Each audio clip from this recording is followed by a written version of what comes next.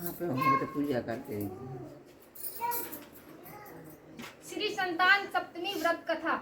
एक दिन महाराज युधिष्ठिर ने भगवान से कहा, हे प्रभु, कोई ऐसा उत्तम व्रत बतलाइए जिसके प्रभाव से मनुष्य के अनेकों सांसारिक क्लेश से दुख दूर होकर वे पुत्र और पौत्रवान हो जाएं। यह सुनकर भगवान बोले, हे राजन, तुमने बड़ा ही उत्तम प्रश्न किया है। मैं तुमको एक पौराणिक इतिहास सुनाता हूँ, ध्यान पूर्वक सुनो। एक समय लोमेश ऋषि ब्रजराज की मथुरापुरी में वसुदेव देवकी के घर आए। ऋषिराज को आया हुआ देखकर दोनों अत्यंत प्रसन्न हुए तथा उनको उत्तम आसन पर बैठाकर उनका अनेक प्रकार से वंदन और सत्कार किया। फिर मुनि के चरणों तक से अपने घर तथा शरीर को पवित्र किया। वह प्रसन्न होकर उनको कथा सुनाने लगे। कथा के कहते लोमेश ऋषि ने कहा, हे देवकी, दुष्ट दुराचारी पापी कंस ने तुम्हारे कई पुत्र मार डाले हैं, जिसके कारण तुम्हारा मन अत्यंत दुखी है। इसी कारण राजा नहुस की पत्नी चंद्रमुखी भी दुखी रहा करती थी, किंतु उसने संतान सप्तमी का व्रत विधि विधान सहित किया, जिसके प्रताप से उनको संतान का सुख प्राप्त हुआ।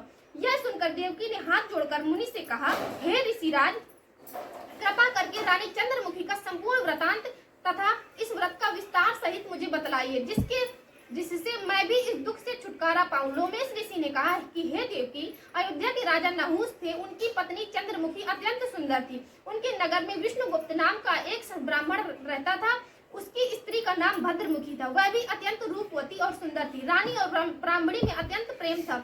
एक दिन वे दोनों सरयू नदी में स्नान करने के लिए गईं। वहां उन्होंने देखा कि अत्यंत अन्य बहुत सी स्त्रियां सरयू नदी में स्नान करके निर्मल वस्त्र पहनकर एक मंडप में शंकर एवं पार्वती की मूर्ति स्थापित करके पूजा कर रही थी। रानी और ब्राह्मणी ने यह देखकर उन स्त्रियों से पूछा कि हे बहनों, तुम यह किस देवता का और किस कारण से पूजन व्रत कर रही हो? यह सुनकर स्त्रियों ने कहा कि हम संतान सप्तमी का व्रत कर रही हैं। हमने शिव पार्वती का पूजन चंदन, अक्षत आदि से सोचर विधि से किया है। यह सब इसी पुनीत व्रत का विधान है। यह सुनकर रानी और ब्राह्मणी ने भी इस व्रत के करने का मन ही मन संकल्प किया और घर वापस लौट आई। ब्राह्मणी भद्रमुखी तो इस व्रत को नियम पूर्वक करती रही, किंतु रानी चंद्रमुखी राजमत के कारण कभी इस व्रत को करती, कभी ना करती, कभी भूल हो जाती। कुछ समय बाद दोनों मर गई। दोनों दूसरे जन्म में रानी बंदरिया और ब्राह्मणी ने मुर्गी की योनि पाई, परंतु ब्राह्मणी मुर्गी की योनि में भी कुछ नहीं भूली और भगवान शंकर तथा माता पार्वती का ध्यान करती रही। उधर बंदरिया योनि में भी रानी सब कुछ भूल गई। थोड़े समय के बाद दोनों ने यह देह त्याग दी। अब इनका तीसरा जन्म भी मनुष्य योनि में हुआ।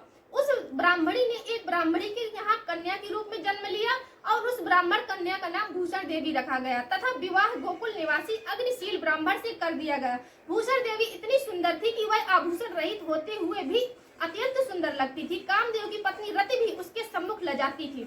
भूषण देवी के अत्यंत सुंदर सर्वगुण संपन्न चंद्रमा से कमान धर्मवीर कर्मनिष्ठ सुशील स्वभाव वाले 8 पुत्र उत्पन्न हुए। यह सब शिव जी के व्रत का पुनीत फल था। दूसरी ओर शिव विमुख रानी के गर्भ से कोई भी पुत्र नहीं हुआ। वह निसंतान दुखी रहने लगी। रानी और ब्राह्मणी में जो प्रीति पहले जन्म में थी वह अब भी बनी रही। रानी जब वृद्ध अवस्था को प्राप्त होने लगी तब उसकी गूंगा बहरा तथा बुद्धिहीन अल्प आयु वाला पुत्र हुआ। वह 9 वर्ष की आयु में इस क्षण भंगुर संसार को छोड़कर चला गया।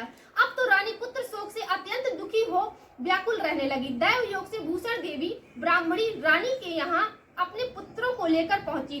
रानी का हाल सुनकर उसे भी बहुत दुख हुआ, किंतु इसमें किसी का क्या वश। कर्म और प्रारब्ध के लेखक को स्वयं ब्रह्मा भी नहीं मिटा सकते। रानी कर्मच्युत भी थी, इसी कारण उसे दुख भोगना पड़ा। इधर रानी पंडितानी के इस वैभव और 8 पुत्रों को देखकर उसके मन में ईर्ष्या करने लगी तथा उसके मन में पाप उत्पन्न हुआ। उधर ब्राह्मणी ने रानी का संताप दूर करने हेतु निमित्त अपने 8 पुत्रों को रानी के पास छोड़ दिया।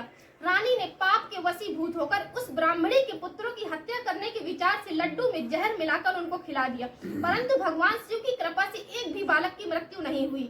यह देखकर रानी अत्यंत आश्चर्यचकित हो गई और इस रहस्य का पता लगाने की मन में ठान ली।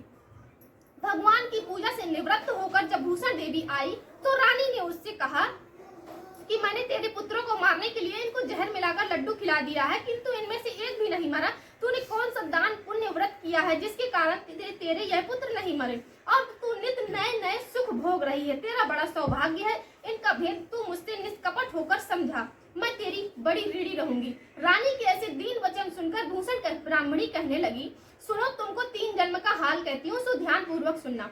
पहले जन्म में तुम राजा नहुस की पत्नी थी। तुम्हारा नाम चंद्रमुखी था, मेरा नाम भद्रमुखी था और ब्राह्मणी थी। हम तो अयोध्या में रहते थे, तुम्हारी मेरी बड़ी प्रीति थी। एक दिन तुम दोनों सरयू नदी में स्नान करने गए। दूसरी स्त्रियों को संतान सप्तमी का उपवास, शिव जी का पूजन अर्चन करते देख हमने इस उत्तम व्रत को करने की प्रतिज्ञा की थी, किंतु तुम सब भूल गई और झूठ बोलने का दोष तुमको लगा, जिससे तू आज भी भोग रही है। मैंने इस व्रत को आचार विचार सहित नियम पूर्वक सदैव किया है, आज भी करती हूँ। दूसरे जन्म में तुमने बंदरिया का जन्म लिया तथा मुर्गी की योनि मिली। भगवान शंकर की कृपा से इस व्रत का प्रभाव तथा भगवान को इस जन्म में भी न भूली और निरंतर उस व्रत को नियमानुसार करती रही। तुमने अपने बंदरिया के जन्म में भी भूल गई। मैं तो समझती हूँ कि तुम्हारे ऊपर यह जो भारी संकट है उसका एकमात्र यही कारण है, दूसरा कोई इसका कारण नहीं हो सकता है। इसीलिए मैं तो कहती हूँ कि आप अब भी संतान सप्तमी के व्रत को विधि सहित करिए, जिससे तुम्हारा यह संकट दूर हो जाए।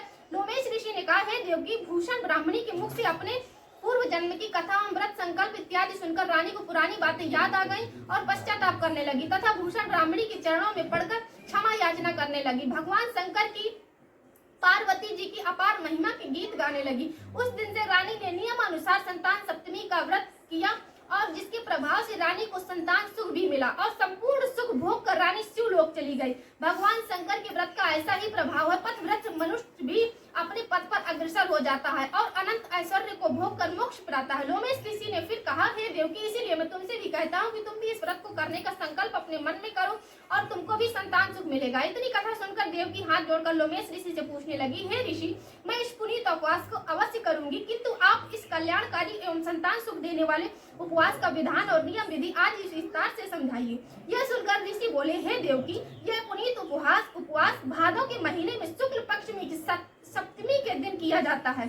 उस दिन ब्रह्म मुहूर्त में उठकर किसी नदी अथवा कुएं में पवित्र जल में स्नान करके निर्मल वस्त्र पहनने चाहिए। श्री भगवान शंकर और माता जगदम्बा पार्वती की मूर्ति की स्थापना करें। इन प्रतिमाओं के सामने सोने चांदी के तारों अथवा रेशम का एक गंडा बनावे। उस गंडे में 7 गांठें लगानी चाहिए। इस गंडे को धूप दीप अष्टगंध से पूजा करके अपने हाथ में बांधें और भगवान शंकर से अपनी कामना सफल होने की प्रार्थना करें। तदनंतर 7 कुएं बनाकर भगवान का भोग लगावे। 7 ही कुएं एवं यथाशक्ति सोने अथवा चांदी की अंगूठी बनवाकर इन सभी को एक तांबे के पात्र में रख दे और उसका षोडशोपचार विधि से पूजन करके किसी सदाचारी धर्मनिष्ठ सत्पात्र ब्राह्मण को दान देवे। उसके पश्चात 7 पुआ स्वयं प्रसाद के रूप में ग्रहण करें। इस प्रकार इस व्रत का पारायण करना चाहिए। प्रति साल की शुक्ल पक्षमी की सप्तमी के दिन, हे देवकी, इस व्रत को इस प्रकार नियम पूर्वक करने से समस्त पाप नष्ट होते हैं, भाग्यशाली संतान उत्पन्न होती है और अंत में शिवलोक की प्राप्ति होती है। हे देवकी, मैंने तुमको संतान सप्तमी का व्रत संपूर्ण कर विधि विधान विस्तार सहित वर्णन किया है, उसको अब तुमको नियम पूर्वक करो, जिससे तुमको उत्तम संतान पैदा होगी। इतनी कथा कहकर भगवान आनंद कंद श्री कृष्ण ने धर्मावतार युधिष्ठिर से कहा कि श्री लोमेश ऋषि इस प्रकार हमारी माता को शिक्षा देकर चले गए। ऋषि के कथानुसार हमारी माता देवकी ने इस व्रत को नियमानुसार किया, जिसके प्रभाव से हम उत्पन्न हुए। यह व्रत विशेष रूप से स्त्रियों के लिए कल्याणकारी है, परंतु पुरुषों को भी समान रूप से कल्याणदायक है। संतान सुख देने वाला, पापों का नाश करने वाला यह उत्तम व्रत है, जिसे स्वयं भी करें और दूसरों से भी करावें। नियम पूर्वक जो इस व्रत को करता है, भगवान शंकर एवं माता पार्वती की सच्ची मन से आराधना करता है, निश्चय ही अमर पद पैदा करके अंत में शिवलोक को जाता है। बोलिए भगवान शंकर की जय।